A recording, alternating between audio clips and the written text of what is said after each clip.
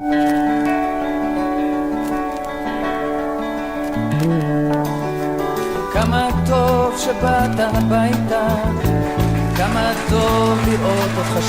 ont relevé le défi de l'Alia. Studio Kalita vous raconte leur histoire. Alia Story, c'est vous, c'est nous. Salut à tous, bienvenue et bienvenue surtout à vous, Cathy Allouche et Michel Allouche. On est ravis de vous accueillir pour parler bien justement de votre parcours d'Alia. 26 ans en Israël, voilà, 1992, c'est une date, j'imagine que vous n'avez pas oubliée. Non. Dans 10 jours, très exactement. Dans 10 jours, vous fêterez 26 ans d'Alia. C'est beau ? Un joli chiffre. Magnifique. Alors, vous êtes ici parce que vous avez un parcours assez intéressant et puis c'est aussi, ça donne aussi beaucoup d'idées aux couples parce qu'on parle parfois des difficultés de l'Alia lorsqu'on monte en famille. C'est pas toujours évident lorsque l'un des deux époux a déjà un travail, l'autre pas. On se demande souvent comment ça fonctionne, comment tout ça s'imbrique. Alors vous, Michel, vous êtes à l'heure actuelle encore en poste dans le Aircraft Industry Taccia Avirit, comme on dit en Israël, dans le département, on va dire, de l'avion sans pilote, le fameux avion sans pilote, les drones. Vous avez un parcours... Oui, j'ai effectivement... je suis ingénieur dans l'aéronautique, ma formation est ingénieur français super-héros, et j'ai eu la chance effectivement d'arriver avec 16 ans d'expérience en Israël, ce qui était un atout assez important, de façon à assurer mon intégration professionnelle à Taccia Avirit, et tout le monde sait que c'est un des secrets de l'Alia réussi. C'est sûr, et vous la réussissez avec brio, parce que vous venez de remporter le Price Amatka, le prix du PDG, on va dire, de la Taccia Avirit. C'est quand même une belle consécration. Tout à fait, oui, j'en ai été très ému. Et ça représente le summum d'un certain parcours. Et j'ai pu me spécialiser dans un certain domaine des avions sans pilote lorsque je suis, depuis donc 26 ans également. Je n'ai pas perdu une minute. Une semaine après que j'ai fait mon Alia, j'ai commencé à travailler. Vous avez déjà un travail, bien sûr. Et je suis très actif sur le plan international, puisque je suis aujourd'hui chairman d'un groupe de travail en Europe qui est responsable d'établir les standards futurs des avions sans pilote pour leur intégration dans l'espace aérien civil. Vous allez participer aux cérémonies, en tout cas aux colloques qui vont être nombreux pour l'année croisée. L'année croisée France-Israël ou pas ? Non, pas encore. Bien que j'ai, dans le cadre de mon travail, eu beaucoup de contacts avec la France. Il m'arrive même de tomber sur des anciens élèves de super-héros que j'ai connus personnellement et qui se trouvent à des postes de choix dans l'industrie française, voire au ministère de la Défense en France. Bon, mais enfin, c'est pas encore, tout n'est pas encore fait, puisque ça démarre seulement au mois de juin. Il y a encore beaucoup de choses qui vont sûrement arriver. Alors, vous avez bien sûr travaillé dans ce milieu-là, vous avez une formation d'ingénieur, mais votre vie, votre Alia se mélange avec un parcours, on va dire, spirituel. Parce qu'on vous voit avec une barbe comme ça, on imagine pas forcément, on voit les livres d'Adin Stenzalt derrière vous, c'est lui qui vous a connecté au judaïsme ? Disons que c'est lui qui m'a renforcé. Mon propre parcours est assez long et très progressif. Je suis né à La Flèche, dans une ville sans juifs. J'ai fait mes études au Prytanée militaire de La Flèche, qui n'était pas un lycée. Qu'est-ce que c'est que Alors, c'était un lycée pour enfants de militaires qui date de Napoléon, en vérité. Donc, pas de juifs, pas de... Non, pas j'étais le seul juif, rien du tout. Je n'allais pas au cours de catéchisme, mais un beau jour, le curé m'a invité à parler de judaïsme, ce que j'ai fait à l'âge de 14 ans. Et je pense que ça a été un premier déclic, puisque après avoir décrit la manière dont le judaïsme se présentait, pourquoi on ne croyait pas en ce que les chrétiens croyaient.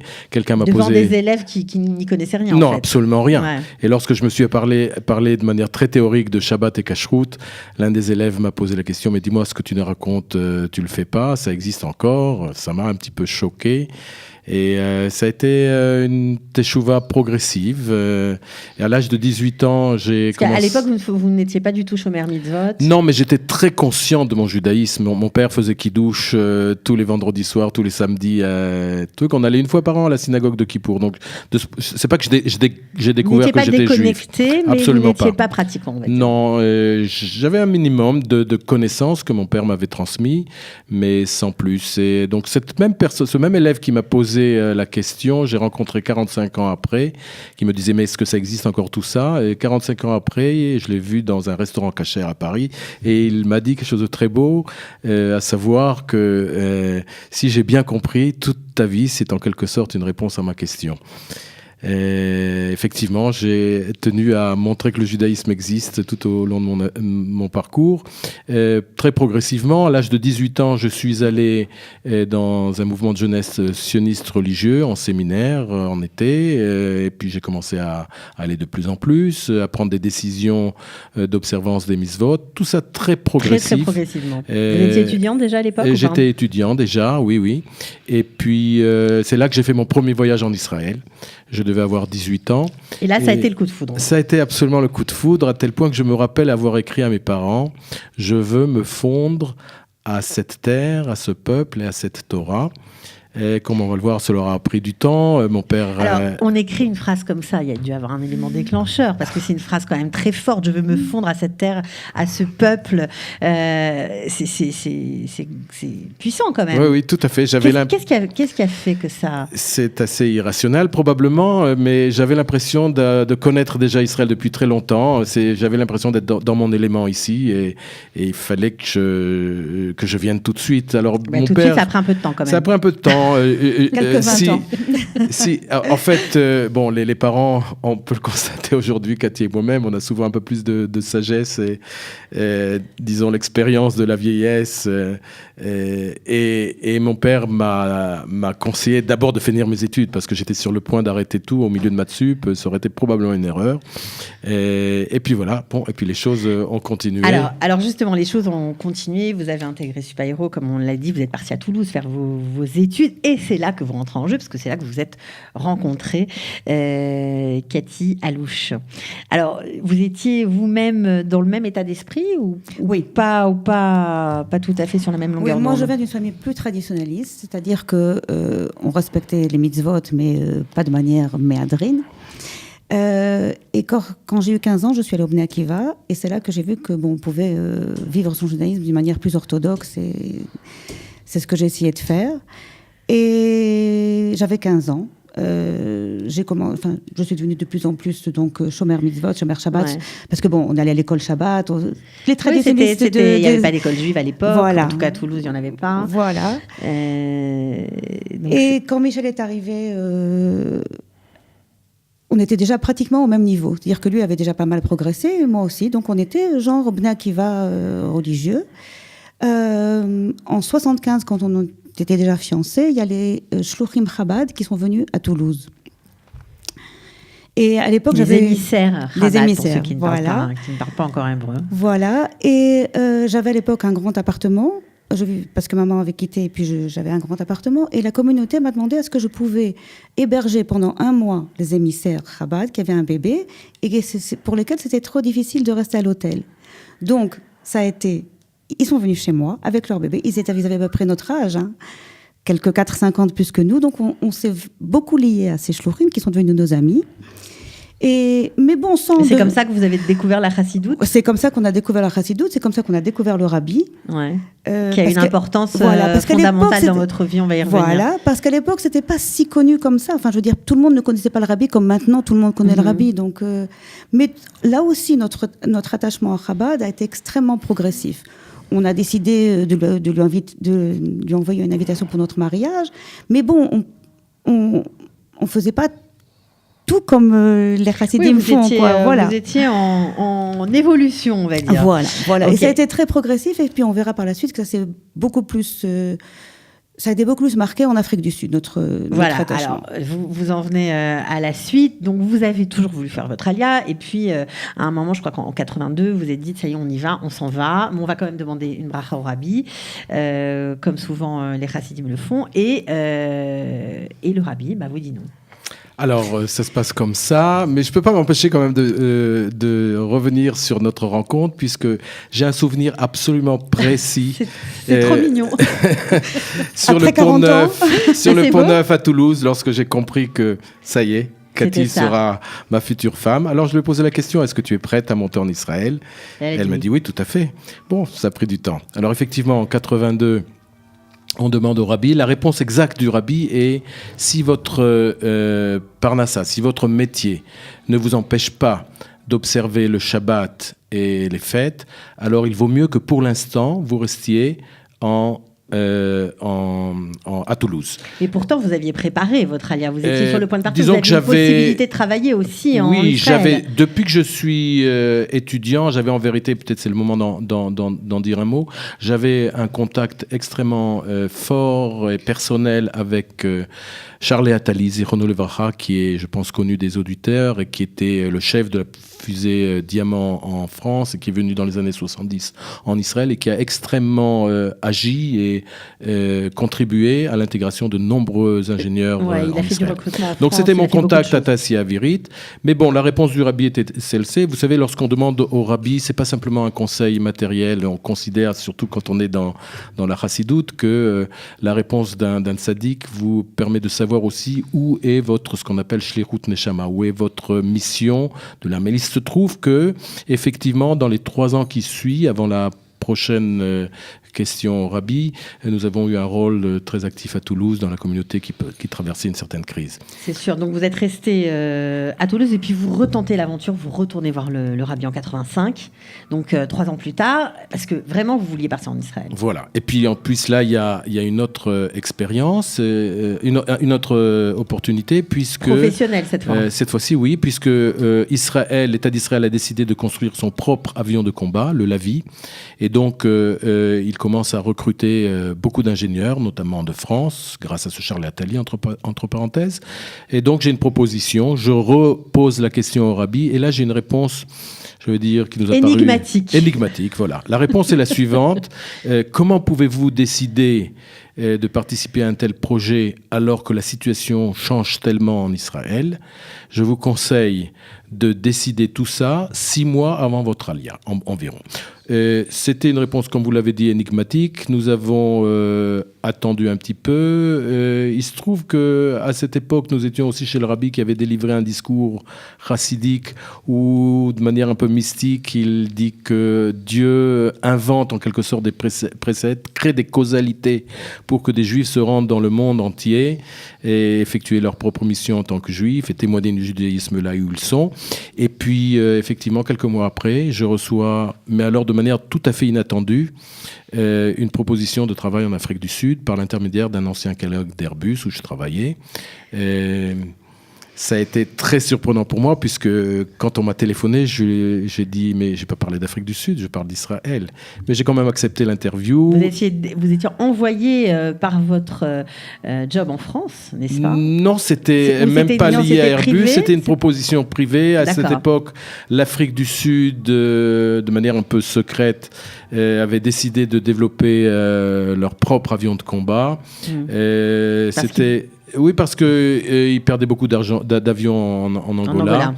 Et donc, ils se sont adressés à une boîte de recrutement en France qui recrutait des ingénieurs. Donc, je suis allé encore une fois sur le rabbi qui m'a dit immédiatement d'accepter la proposition. C'était une révolution dans notre vie. Ah ben j'imagine, surtout qu'à l'époque, vous aviez 5 enfants, c'est ça ? Voilà, oui. 5 enfants. Vous ne travailliez pas, bien que vous soyez diplômé de psychologie, vous ne travaillez pas. Non, je ne travaillais pas parce que j'ai décidé de m'occuper de mes enfants,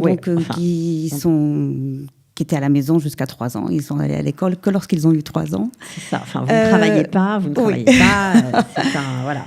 Mais on a vu ça comme un grand challenge, en vérité, comme un grand défi. C'est vrai qu'on était très bien à Toulouse. C'est vrai qu'on était très impliqués dans la communauté. Et je pense que c'est une des raisons pour lesquelles le rabbi nous a dit de rester en 82. Parce que le Gan Rashi, l'école juive de Toulouse, commençait à peine. Et donc, on était vraiment très présents dans la communauté. Il n'y avait pas beaucoup de gens religieux à Toulouse, donc on était un petit peu un exemple. Et je pense que c'est pour ça, parce que le rabbi toujours voit la communauté s'occuper des autres juifs. Donc je pense que c'était pour ça que... Alors partir à Johannesburg quand même, c'est assez surprenant. Ah bah écoutez, au début... Surtout que c'était dangereux à cette époque-là. C'était l'époque où on regardait les informations en France et puis on voyait les manifestations des Noirs qui voulaient leur indépendance, etc.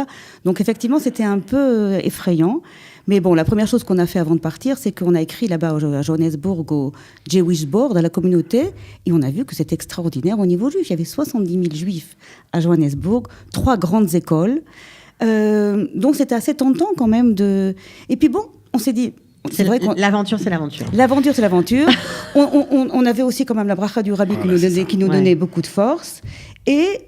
on s'est dit, on va tout commencer à zéro. Et c'est ce qu'on a fait. On est arrivé avec 5 enfants, sans connaître absolument personne, sans les enfants ne connaissaient pas un mot d'anglais. Ouais. Nous, on avait nos bases de l'école en France, mais c'est tout. Hein. Juste pour vous dire, quand je recevais un coup de fil en Afrique du Sud, j'avais peur de répondre parce que je ne comprenais pas et ils ne me comprenaient pas. Ouais.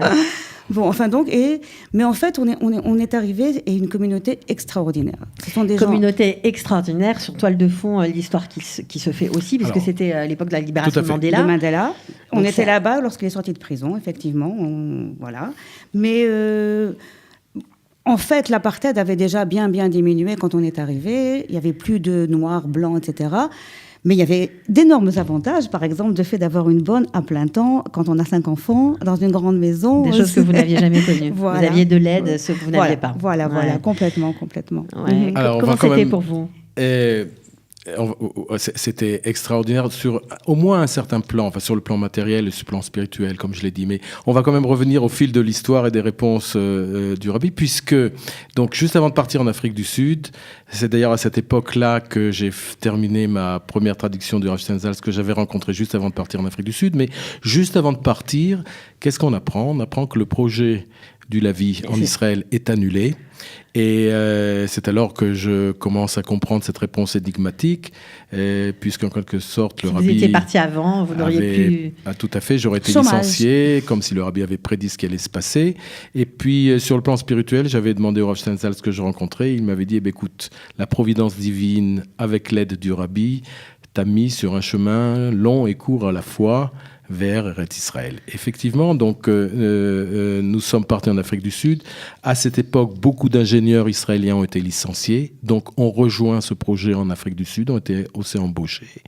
Et c'est donc là que j'ai commencé à m'habituer aussi à l'ambiance israélienne. Ça parlait l'hébreu. Ça parlait l'hébreu. Les débats étaient houleux. Ce qu'on appelle la culture des réunions n'est pas tout à fait la même que celle qu'on a en Europe. Et donc, j'ai pu aussi progresser en hébreu et m'habituer.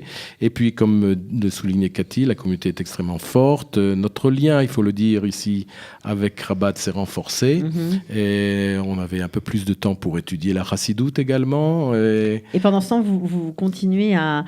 Vous dites que, vous avez traduit La Rose aux 13 pétales. C'est le premier livre que vous avez traduit d'Adine Stenzhals, Né une amitié. Et ça vous donne envie de continuer. Ah oui. C'est plus qu'une envie, ça devient une véritable drogue. Et donc, il m'avait alors remis un livre qui s'appelle Teshuvah. Et puis, depuis, effectivement, nous avons traduit. Un des livres, nous l'avons fait d'ailleurs ensemble, Hommes et femmes de la Bible. Cathy a traduit les femmes, j'ai traduit les hommes. C'était en Afrique du Sud quand j'avais encore du temps, parce qu'il y avait la bonne à plein temps. Et puis, depuis, alors, non seulement les traductions ont continué, j'en suis maintenant... à ma 10e traduction qui paraît aux éditions du CERF. Et vous avez lié une très belle amitié avec le Rav Adine Stenzhals, bien connu de ceux qui vivent, enfin en tout cas des francophones qui vivent en Israël et des Américains. Enfin bref, c'est un Rav qui marque. Vous pouvez nous parler un peu quelques mots de... Oui, ça va être très difficile en quelques mots, mais effectivement, puisque depuis que je suis en Israël, je suis donc très proche de lui, j'avais à ses cours, etc. Je pense que une des caractéristiques de sa personnalité, de son enseignement, il le dit lui-même d'ailleurs, c'est « let my people know ». En jouant sur les mots, de Let My People Go, lorsque Moshe demande au pharaon de laisser son peuple partir. En quelque sorte, la devise du Rav Steinsaltz, c'est de transmettre la connaissance au plus grand nombre. Et ça, il sait le faire très bien, puisque je l'ai vu moi-même parler à différents auditoires. Il a cette obsession de coller à son auditoire. Il peut parler à un groupe de chassidim de Mea Shearim, mais à des gens également en Italie qui sont complètement éloignés du judaïsme, et à chaque fois trouver le mot qui convient. Et dans le dernier livre que je viens de traduire, il y a un chapitre qui exprime un peu aussi sa vocation. Et il dit que sa vocation va mettre en vérité même plus loin que Let My People Know, plus que transmettre la connaissance. Il cherche à ranimer la flamme de chaque juif, quel qu'il soit, où qu'il soit.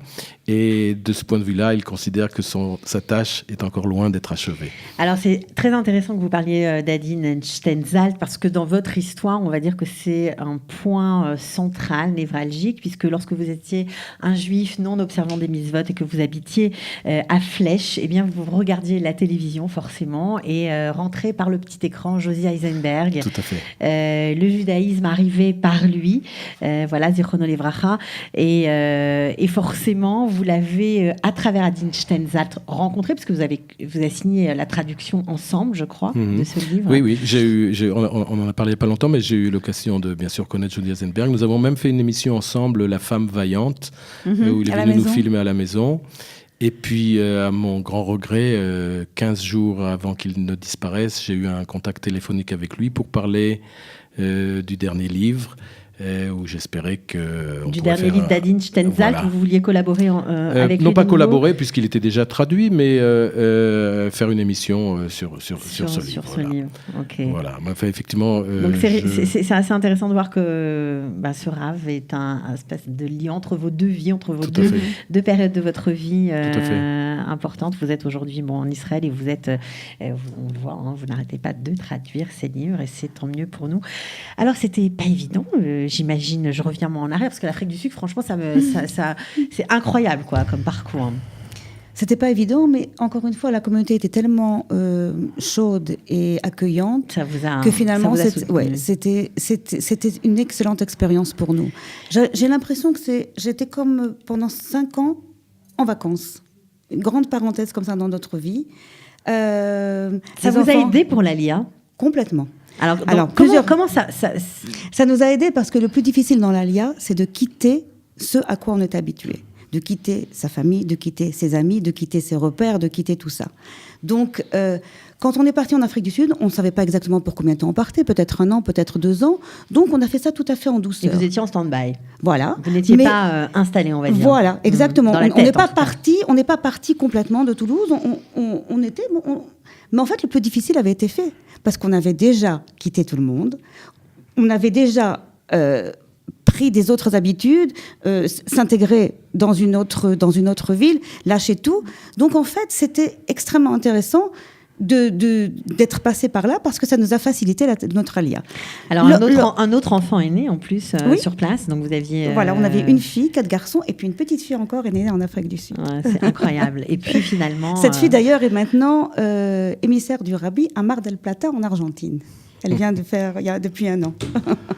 Donc finalement en 92, ça y est, c'est le bon moment. Oui, alors, comme je le disais tout à l'heure, en faisant écho à un discours du Rabbi, toute l'Afrique du Sud est en quelque sorte un prétexte inventé par la providence divine. Ce projet, à cause des changements politiques, a été diminué en termes de budget chaque année, jusqu'au moment où il a été annulé.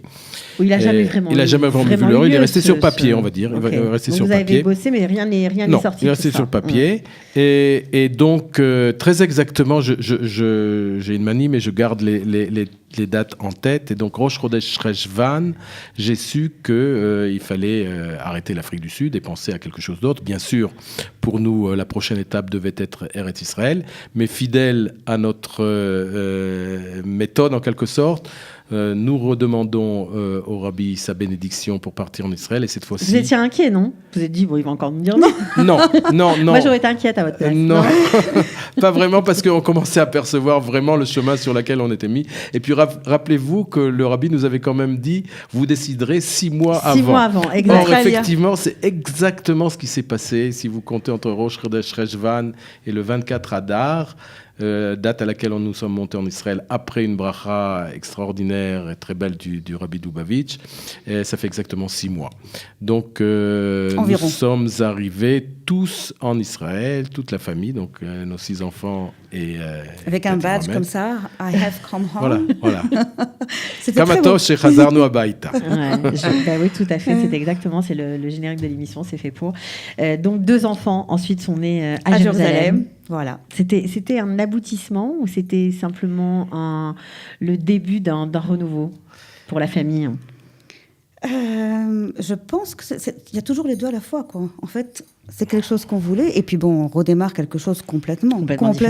Et l'intégration, les difficultés, tout. Je veux dire, on a tout redémarré, tout redémarré. Bien sûr. Tout redémarrer, mais vous avez quand même capitalisé sur votre expérience professionnelle puisque vous êtes rentré directement. Alors là, donc, immédiatement, grâce à ce contact avec Charlie Attali, Zichrono Livracha, j'ai pu me mettre au travail 1 semaine après. J'avais la chance de maîtriser relativement bien l'hébreu déjà. Et donc, j'avais même un contrat avant même qu'on arrive. Oui, j'ai arrangé mon contrat avant, tout était clair. Donc, j'ai commencé immédiatement à travailler. Effectivement, l'expérience que j'ai acquise m'a énormément servi dans beaucoup de domaines. Et je me suis intégré progressivement. Après 1 an, comme on a toujours une discussion avec vos responsables hiérarchiques, on m'a donné d'énormes compliments, avec un petit reproche. Je ne me suis encore pas assez habitué au manque de seder, au manque d'ordre chez les Israéliens. C'est ça qui était le plus dérangeant au départ? Oui, on s'habitue. J'ai l'impression d'avoir été un petit peu contaminé, mais pas trop quand même. Pas trop quand même, ok. Une belle aventure, surtout que ça continue pour vous. Vous travaillez toujours à l'heure actuelle, à plein temps? Oui, tout à fait. Et je pense vous que ça ne dormez pas la nuit, donc non, ça me vient à l'esprit. La nuit, vous traduisez, la journée, vous travaillez. Je voyage beaucoup. À partir de 4 heures du matin. Je voyage beaucoup pour mon travail, donc j'ai le temps pendant les voyages aussi. Mais je vais vous raconter justement quelque chose qui est lié au Rav Steinsaltz. J'ai ce sentiment que depuis que je suis en Israël, je travaille beaucoup plus. Je donne beaucoup plus de moi-même au travail. Beaucoup plus que j'en ai à Airbus. Et c'est pas très étonnant parce que finalement, on se sent concerné ici. On est chez nous, comme on le disait tout à l'heure. Et on a envie de donner en quelque sorte sa neshama. Et un jour, j'ai posé cette question au Rav Steinsaltz en lui disant, voilà, c'est bizarre parce que je travaille beaucoup plus ici. Et il m'a dit quelque chose de très beau. Vous savez, dans le judaïsme, lorsqu'on mange dans la semaine, c'est ma foi une nécessité, mais pas plus que ça. Le Shabbat, lorsqu'on mange, c'est beaucoup plus qu'une nécessité, c'est une mitzvah. Eh bien, lorsqu'on est en Israël, au milieu du peuple juif, et qu'on travaille, alors c'est pas seulement une nécessité, c'est une mitzvah. D'accord. Et donc, c'est tout à fait normal d'y donner toute sa neshama. Exactement comme ça que vous le ressentez. Pour vous, la mitzvah, elle est difficile à vivre parce que d'être privé Non, on est très content d'être ici en Israël. Vraiment, malgré les difficultés, c'est un pays qui est difficile. L'intégration n'est pas toujours évidente, mais on est vraiment très content d'être ici. Et il y a des moments exceptionnels, je veux dire, des choses de tous les jours qui font que... Par exemple, quand simplement vous mettez la radio et vous écoutez Shavua Tov. Ça fait du bien. On fait partie de la même famille, de la même grande famille. Ou bien quand on peut aller au Kotel comme ça très, très, très facilement. Ou bien... Ce qu'on vit ici en Israël, c'est on a l'impression d'appartenir à une grande famille, d'être chez soi, d'être là chez soi malgré toutes les difficultés. Voilà. Et je crois que c'est ça qui fait le charme de vivre en Israël. D'accord. Et bien sûr, ces jolies paroles, on va se quitter. On était ravis de vous accueillir. Alors, le prochain livre sort quand? Alors, il est déjà sorti en France. Il s'appelle « Laisse mon peuple apprendre ». Okay. Et c'est en vérité une collection de différents textes du Rav Steinsaltz, mais qui résume tout à fait à la fois sa personnalité et son enseignement. Bon, eh bien, écoutez, on espère qu'il sera publié aussi en Israël. À très bientôt. Merci. Voilà. Et shalom. Merci. Shalom. Bye. כמה טוב שבאת הביתה, כמה טוב לראות אותך שוב. Ils ont relevé le défi de l'Alia. Studio Kalita vous raconte leur histoire. Alia Story, c'est vous, c'est nous.